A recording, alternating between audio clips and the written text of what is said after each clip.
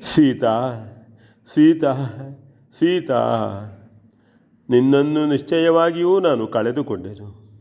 Hi Lakshmana, ಆ ದಿನ ಜಾನಕಿಯನ್ನು ನಾನು ಮದುವೆಯಾಗಿ ಆಕೆಯನ್ನು ನನಗೆ ಒಪ್ಪಿಸಿಕೊಡುವಾಗ ಮಹಾತ್ಮನಾದ ಜನಕರಾಜನು ಆಡಿದ್ದ ಮಾತುಗಳು, ಅಯ್ಯೋ ತಾಯಿ ಇಲ್ಲದ ಮಗಳಿವಳು, ಸಹಧರ್ಮಚಾರಣಿಯಾಗಿ ನಿನ್ನನ್ನು ಅನುವರ್ತಿಸಿಯೇ ನಡೆಯತಕ್ಕವಳು, ನಿನ್ನ ರಕ್ಷಣೆಯನ್ನಿತ್ತು ಅವಳು ತನ್ನ ಧರ್ಮವನ್ನು ರಕ್ಷಿಸುವಂತೆ ನೀನವಳನ್ನು ರಕ್ಷಿಸಿಕೋ ಎಂದು ಮುಂತಾಗಿ ನುಡಿದಿದ್ದ ಮಾತುಗಳು ಒಂದೊಂದೇ ಅಕ್ಷರವೂ ಸ್ಮರಣೆಗೆ ಬಂದು ಕೊಡಲಿಯಂತೆ ನನ್ನೆದೆಯನ್ನು ಬಡಿಯುತ್ತಿದೆ ಲಕ್ಷಣ.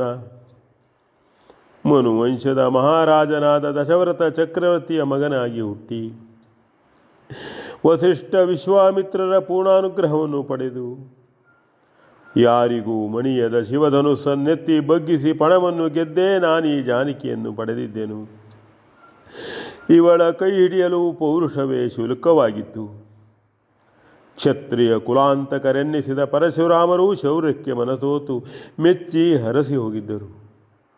ಅಯ್ಯೋ ಕಾಲದ ಗತಿಯೇ, ಎಷ್ಟು ಬಲಾನ್ವಿತನೇ ಆಗಿದ್ದರು, ವೀರನಾದ ನೀನೇ ನನ್ನ ಬಳಿಯಲ್ಲಿದ್ದರು ತಮ್ಮ, ಕೈ ಹಿಡಿದ ಹೆಂಡತಿಯನ್ನು ರಕ್ಷಿಸಿಕೊಳ್ಳಲಾರದೆ ನಾನು ಕಳೆದುಕೊಂಡೆನು.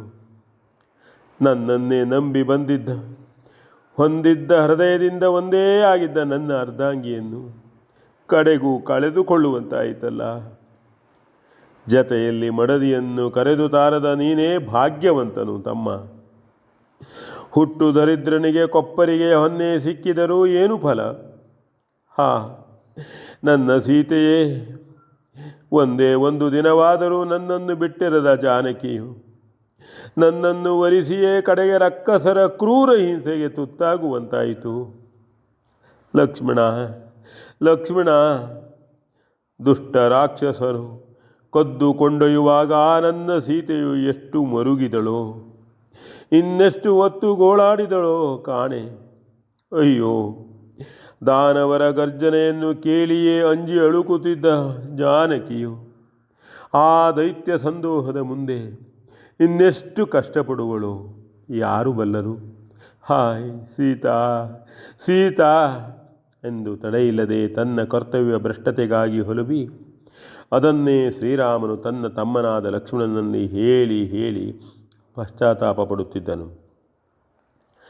ಅಣ್ಣನು ಹೇಗಾದರೂ ತನ್ನನ್ನು ಕರೆದು ಮಾತಾಡಲು ತೊಡಗಿದನೆಂದು ಆ ಕೊರಗಿನಲ್ಲಿಯೂ ಹಿಗ್ಗಿದ ಲಕ್ಷ್ಮಣನು ಬಟ್ಟೆಯನ್ನು ನೀರಿನಲ್ಲಿ ಅದ್ದಿ ಶ್ರೀರಾಮನ ಮೈ ಮುಖಗಳನ್ನೆಲ್ಲ ಉಜ್ಜಿದನು.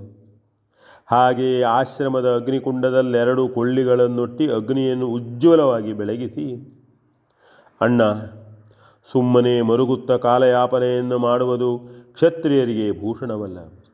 ನೀನಿಲ್ಲಿಯೇ ವಿಶ್ರಾಂತಿಯನ್ನು ಪಡೆಯುತ್ತಿರು.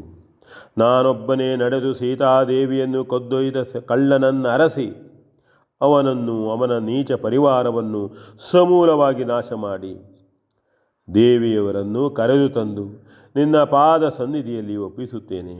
ನನಗನುಜ್ಞೆಯನ್ನು ನೀಡು ಎಂದು ವೀರೋಚಿತವಾಗಿಯೇ ಶ್ರೀರಾಮನಿಗೆ ನಮಸ್ಕರಿಸಿದನು. ತಮ್ಮನ ಈ ಮಾತುಗಳನ್ನು ಕೇಳಿ ಶ್ರೀರಾಮನು ಅವನನ್ನು ಹಿಡಿದೆತ್ತಿ ತಕ್ಕೈಸಿ, ವತ್ಸ, ನಿನ್ನ ನುಡಿಯು ವೀರರಾದ ಕ್ಷತ್ರಿಯರಿಗೆ ಭೂಷಣವೇ ಹೌದು. ಆದರೆ ಸೀತೆಯು ಅಪಹೃತಳಾಗಿರಬೇಕೆಂದು ನಾವು ಊಹಿಸಿರಬೇಕೇ ಹೊರತು ಹಾಗೆಂದೇ ನಿರ್ಣಯಿಸಲು ಸಾಧ್ಯವಿದೆಯೇ? ಬಹುಮಟ್ಟಿಗೆ ಹಾಗಾಗಿರಬೇಕೆಂದು ನಾವು ಎಣಿಸಿಕೊಳ್ಳಬಹುದು. ನೀನು ಆ ರೀತಿ ಆಡುವುದು ಸಹಜ. ಆದರೆ ಸೀತೆಯನ್ನು ಕಳೆದುಕೊಂಡು ಅವಳನ್ನು ಅರಸುವುದಕ್ಕಾಗಿ ನಿನ್ನನ್ನು ಕಳುಹಿಸಿಕೊಟ್ಟು ಇಲ್ಲಿ ನಾನೊಬ್ಬನೇ ವಿಶ್ರಮಿಸಿಕೊಂಡಿರುವುದೇ? ಮನಸ್ಸಿಗೆ ನೆಮ್ಮದಿ ಇದ್ದರಲ್ಲವೇ ವಿಶ್ರಾಂತಿ? ಯಾವ ಸ್ಥಳವು ನಾನು ಸೀತೆಯನ್ನು ಕಳುವುದಕ್ಕೆ ಆಸ್ಪದವಾಗಿದೆಯೋ ಅಲ್ಲಿ ನನ್ನ ಮನಸ್ಸಿಗಾದರೂ ಹೇಗೆ ನೆಮ್ಮದಿಯಾಗಬೇಕು? ನೀನೊಬ್ಬನೇ ಮುಂದಿನ ಕೆಲಸವನ್ನು ಪೂರೈಸುವುದಾದರೆ ನಾನೇಕೆ ಇಲ್ಲಿರಬೇಕು? ನಿನಗೆ ಅಸಾಧ್ಯವೆಂದಲ್ಲ. ಅದಕ್ಕಾಗಿ ನಿನ್ನನ್ನೂ ನಾನು ಬಿಟ್ಟಿರಬೇಕಲ್ಲ, ಹೇಳು. ತಂದೆಯ ಮಾತನ್ನು ಪೂರೈಸುವುದಕ್ಕೆಂದು ನಾವಿಬ್ಬರೂ ಜತೆಯಾಗಿ ಸಾಕೇತವನ್ನು ಬಿಟ್ಟು ಬಂದವರು. ಈಗ ನೀನೊಬ್ಬನೇ ಸೀತೆಯನ್ನು ಹುಡುಕಲು ಹೋದರೆ ನನಗೆಂತೂ ಸಮಾಧಾನವಾದೀತು? ಒಟ್ಟಾಗಿ ಹೊರಟು ಬಂದವರು, ಒಟ್ಟಾಗಿಯೇ ಇದ್ದು ಆ ಭಾಗ್ಯವಿದ್ದರೆ ಒಟ್ಟಾಗಿಯೇ ಊರನ್ನು ಸೇರೋಣ ಕಂದ. ಮೊದಲೇ ರಕ್ಕಸರ ವೈರವನ್ನು ನಾವು ಗಳಿಸಿಕೊಂಡವರು. ನಿನ್ನಲ್ಲೆಷ್ಟೇ ಶಕ್ತಿ ಸಾಹಸಗಳಿದ್ದರೂ ನೀನು ನನಗೆ ತಮ್ಮನಲ್ವೇ? ನಿನ್ನ ಅವ್ವೆಯು ನಾವಿತ್ತ ಹೊರಟಾಗ ಆಡಿದ್ದ ಮಾತುಗಳು ನೆನಪಿದೆಯೇ ಕಂದ? ಎಷ್ಟೇ ವೀರ ಪುರುಷನಾದರೂ ಕಾಡಿನಲ್ಲಿ ಒಬ್ಬನೇ ಇರಬಾರದು ಎಂದು ಮುಂತಾಗಿ ಉಪದೇಶ ಮಾಡಿರಲಿಲ್ಲವೇ? ಹಿರಿಯರ ಹಿತೋಪದೇಶಗಳನ್ನು ಕಡೆಗಣಿಸುವುದು ಎಂದಾದರೂ ಸರಿಯಾದೀತೆ? ಅಂತಹುಗಳೇ ಆಪತ್ಕಾಲದಲ್ಲಿ ಭದ್ರ ಕವಚದಂತಿದ್ದು ನಮಗೆ ರಕ್ಷಣೆಯನ್ನು ನೀಡತಕ್ಕವುಗಳು. ನೀನು ಹೋದರೆ ನೀನು ಒಬ್ಬನಾಗುವುದು, ಇಲ್ಲಿ ನಾನೂ ಒಬ್ಬನೇ ಉಳಿಯುವುದು. ಹೀಗೆ ನಾವಿಬ್ಬರೂ ಒಬ್ಬೊಬ್ಬರೇ ಆಗಿರುವುದಕ್ಕಿಂತ ಜತೆಯಾಗಿಯೇ ಇರುವುದು ಯುಕ್ತವು. ಎಲ್ಲಿ ಬೇಕೋ ಅಲ್ಲಿಗೆ ಹೋಗೋಣ, ಆದರೆ ಇಬ್ಬರೂ ಜತೆಯಾಗಿಯೇ ಹೋಗೋಣ. ಏನೋ ಪ್ರಾರಬ್ಧ ವಶದಿಂದ ಹೀಗಾಗಿದೆ, ಏನು ಮಾಡಲಿ? ಪೂಜ್ಯರಾದ ವಿಶ್ವಾಮಿತ್ರರ ಯಜ್ಞವನ್ನೇ ಆದರೂ ನಾವು ಚಿಕ್ಕವರಿದ್ದಾಗಲೇ ಆ ದೈತ್ಯರ ಬಾಧೆಯಿಂದ ಸಂರಕ್ಷಿಸುವುದಕ್ಕೆ ನಮಗೆ ಸಾಧ್ಯವಾಗಿತ್ತು.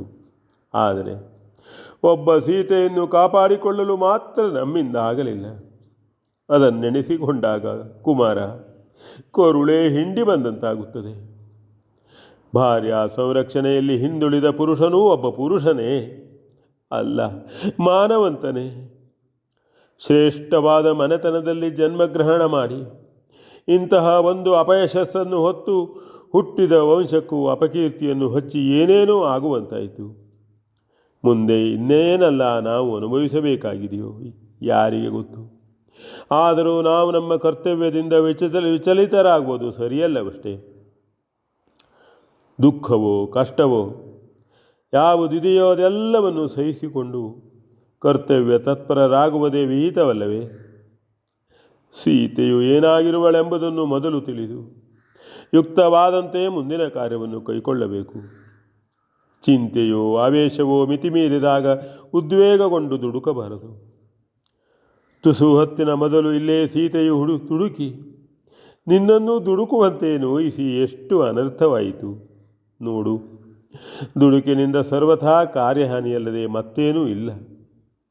ಒಮ್ಮೊಮ್ಮೆ ಮತ್ತೇನಾದರೂ ವಿಪರೀತಕ್ಕೆ ಆಸ್ಪದವಾದರೂ ಆಯಿತೆ. ಅದರಲ್ಲೂ ಸೀತೆಯನ್ನು ಕಳೆದುಕೊಂಡವರು ನಾವು, ಅದರಿಂದಲೇ ಪೂರ್ಣ ಸೋತವರು.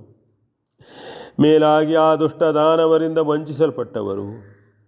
ಅಂತಹ ನಾವು ಅವಸರ ಪಡಲು ಇದು ತಕ್ಕ ಕಾಲವಲ್ಲ.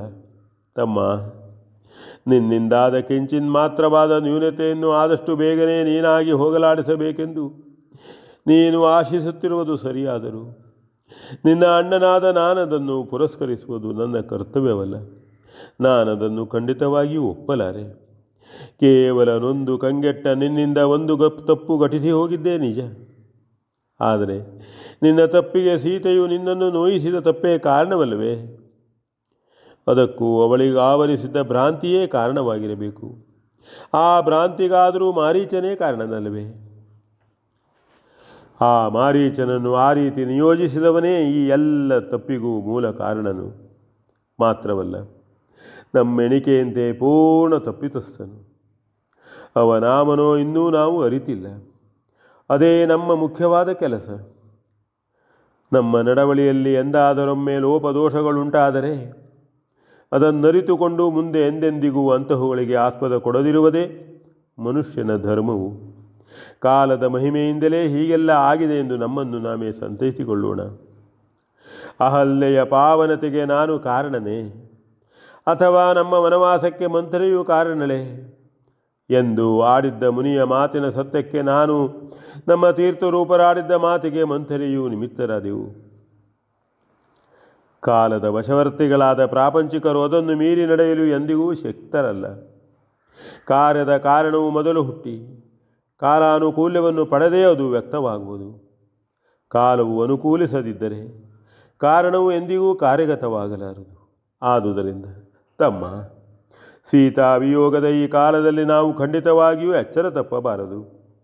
ನೀನು ಏನನ್ನಾದರೂ ಮನಸ್ಸಿನಲ್ಲಿ ಎಣಿಸಿಕೊಂಡು ಮರುಗದಿರು. ನಾನು ನೀನು ಜತೆಯಾಗಿಯೇ ಸೀತೆಯು ಏನಾದಳೆಂದು ಹುಡುಕೋಣ. ಕತ್ತಲೆಯೇ ಕವಿದಿರುವ ನಮ್ಮ ಕಣ್ಣಿಗೆ ಹೇಗಾದರೂ ಒಂದಿಷ್ಟು ಬೆಳಕು ಕಾಣಲಿ ಎಂದು ನುಡಿದು ಸಂತೈಸಿದನು. ರಾತ್ರಿಯೂ ಬಿಡುವಿಲ್ಲದೆ ಒಂದೇ ರೀತಿ ಸುರಿಯುತ್ತಿತ್ತು. V N Bhagavat Baraballi.